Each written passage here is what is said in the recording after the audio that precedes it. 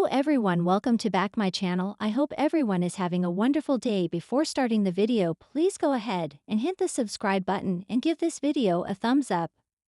General Hospital recap for Tuesday, November 18 reveal Carly Spencer, Laura Wright, faked out Jack Brennan, Chris L. McKenna, Charlotte Cassadine, Lucy Burke, and Danny Morgan, Asher Antonizin, turned themselves in, and Britt Westbourne, Kelly Thiebaud, confronted Jen Sidwell, Carlo Rhoda. Carly surprised Jack in his Metro courtroom with a bottle of wine he had ordered, insisting they share it since they hadn't seen each other much lately. General Hospital spoilers.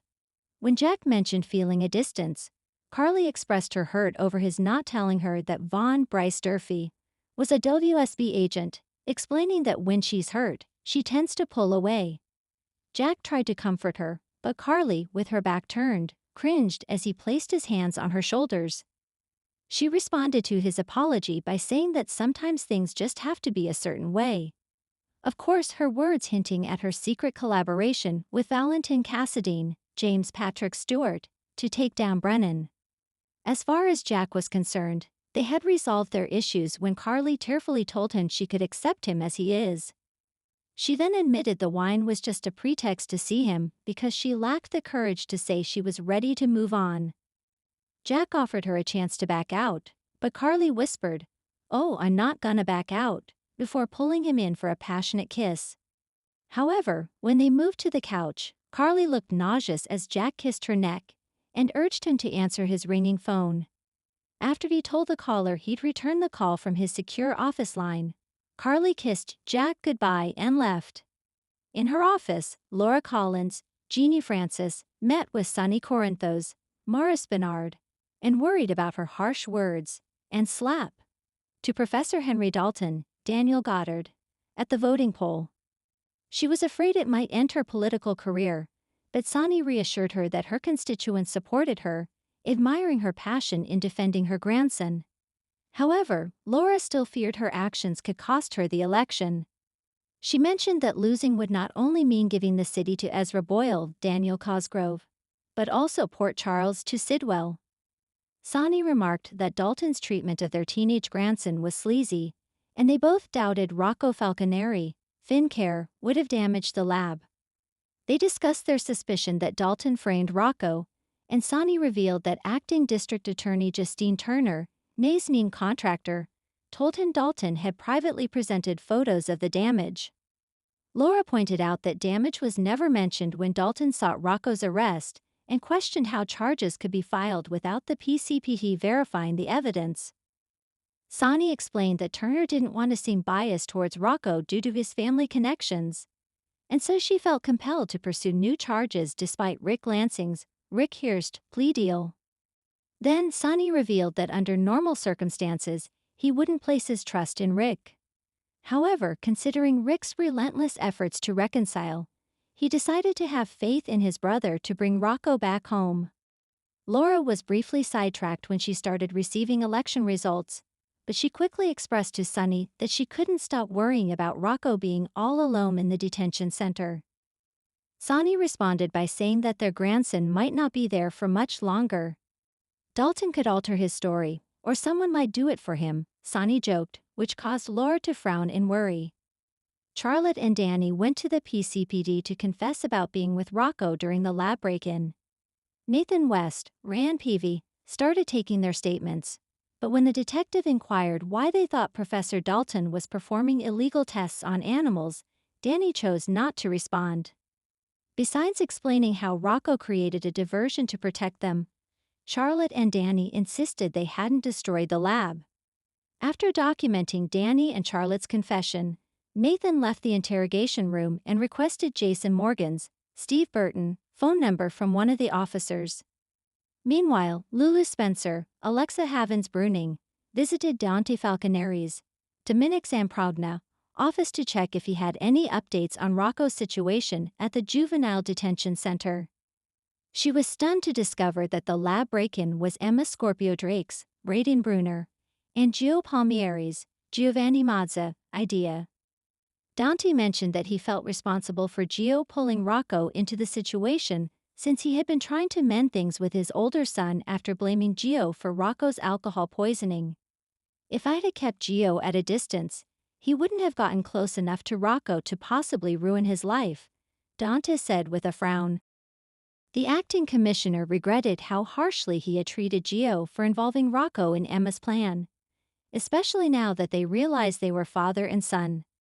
However, Lulu reminded him that all the kids were at fault, as they chose to participate. In an effort to get Rocco out of his predicament, Britt invited Jason to her room and pleaded with him to have Danny support Rocco's account. Even after Britt informed him that Dalton was lying about the damaged lab, Jason was reluctant to put his son in danger. He remained composed while Britt became increasingly agitated, insisting that both Charlotte and Danny were equally at fault, and that Rocco wouldn't have to bear the consequences alone if they backed him up. When Jason inquired if she had talked to Dante and Lulu about Charlotte, Britt scoffed, saying they despised her, and that speaking to them would only complicate matters. Next, Jason explained to Britt that involving his son would provide Drew Kane, Cameron Matheson, with the means to imprison Danny. He also mentioned that Michael Corinthos, Rory Gibson, was deeply affected by his experiences in Pentonville, and he wanted to prevent that from happening to Danny. When Britt lamented that she didn't want Rocco to suffer the same fate, Jason admitted he felt the same way, emphasizing the need for a strategy to protect him. Britt let out a breath of relief and then asked Jason if he would speak to Dante and Lulu. However, before he could respond, Nathan called Jason to the PCPD regarding an issue with Danny. Lulu and Dante acknowledged that once things settled down and Rocco was back home, they would have to face the reality that their son and Charlotte had hidden many things from them.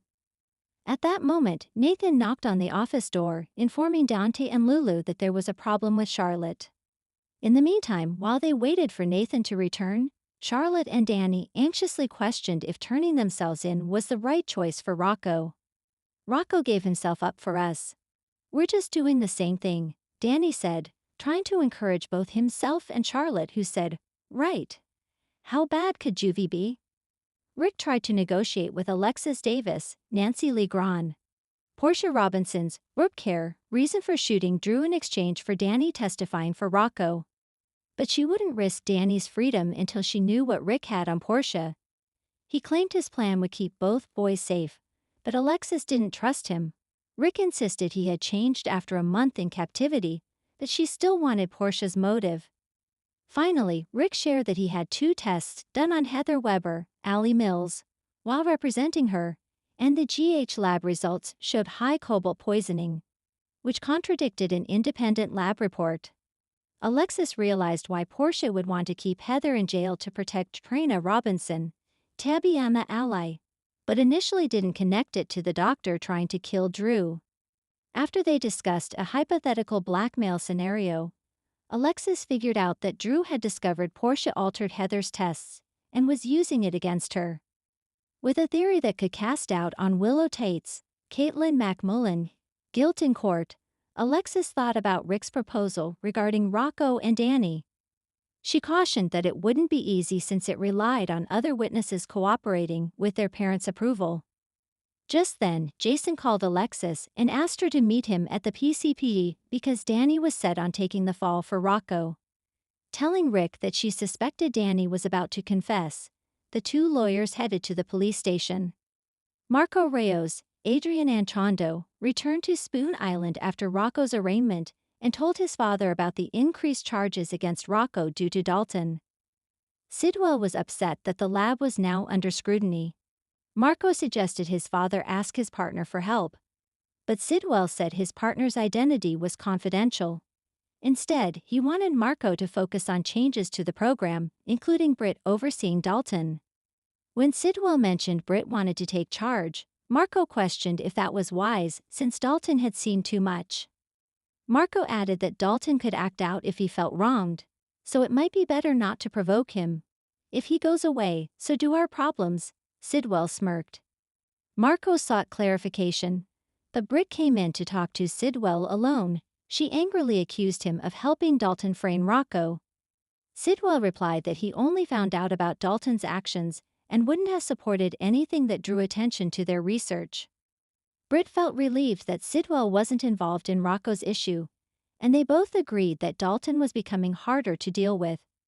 When Sidwell mentioned that Rocco could have put their project at risk if he had seen their secret, Britt countered that Rocco wouldn't have understood it anyway. Britt then declared that Rocco mattered more to her than the research, and if Jens didn't convince Dalton to drop the charges that day, she would ruin the whole operation. On November 18, General Hospital delivered a roller coaster of emotions as old alliances were tested, secrets were revealed, and lives hung in the balance. The episode was rife with drama. As Carly managed to outwit Jack, Charlotte and Danny found the courage to confess their feelings, and Sidwell found himself facing a dire situation that could have irreversible consequences. Here's a breakdown of the action-packed episode. Carly outsmarts Jack. The ongoing battle between Carly and Jack continues to escalate as they are caught in a high-stakes game of manipulation and wit. Carly, always calculating and strategic, is playing her cards carefully. She knows Jack's vulnerabilities and is not above using them to her advantage. In this episode, Carly manages to stay one step ahead of Jack. Jack, who has been scheming to undermine Carly's position at the Corinthos organization, finds himself blindsided. Carly, ever the formidable foe, sets a trap that Jack doesn't see coming. With a combination of subtle psychological tactics and a deep understanding of Jack's motivations, Carly maneuvers him into a corner. While Jack believes he has the upper hand, it becomes clear that Carly has anticipated his every move. She plays him by offering him a seemingly impossible choice, one that will either force him to retreat or risk everything in a dangerous gambit. With Jack's arrogance clouding his judgment, Carly pulls off a masterstroke. As Jack hesitates, Carly delivers the final blow, making it clear that any future moves against her would come at a greater cost than he's prepared to pay. The scene was a powerful reminder of Carly's resilience and the sharp edge she brings to every confrontation. The stakes between them have never been higher, and it's becoming evident that Carly is not to be underestimated. Jack's overconfidence will undoubtedly lead to his downfall if he doesn't recognize Carly's intellect and resourcefulness soon. Charlotte and Danny confess. Meanwhile, in another corner of Port Charles, two young hearts find themselves unable to keep their feelings hidden any longer. Charlotte and Danny, both grappling with their own personal struggles, come to an emotional crossroads in this episode. Charlotte, who has always been a fierce and independent young woman, is confronted by her deep-rooted feelings for Danny. Though the two have shared a strong bond for some time, their relationship has always been complicated by the intense pressure from their families and the tumultuous circumstances surrounding them. But as Charlotte comes to understand, some feelings cannot be ignored, no matter how much they try to fight them. In a heartfelt moment, Charlotte and Danny finally open up to one another. Charlotte confesses that she has been holding back her true feelings for Danny, afraid that their families might not approve or that they might be torn apart by outside forces. She admits that the depth of her affection for him has grown to a point where she can no longer pretend it's just a friendship. Danny, equally torn by his emotions, responds in kind. He confesses that he has been harboring the same feelings, but has been hesitant to acknowledge them out of fear that his loyalty to his family might be compromised. The scene is poignant, as both characters wrestle with their emotions, but ultimately decide that the strength of their bond is worth the risk. Charlotte's vulnerability is on full display as she looks to Danny with hope in her eyes, while Danny's admission adds another layer of complexity to his already conflicted existence.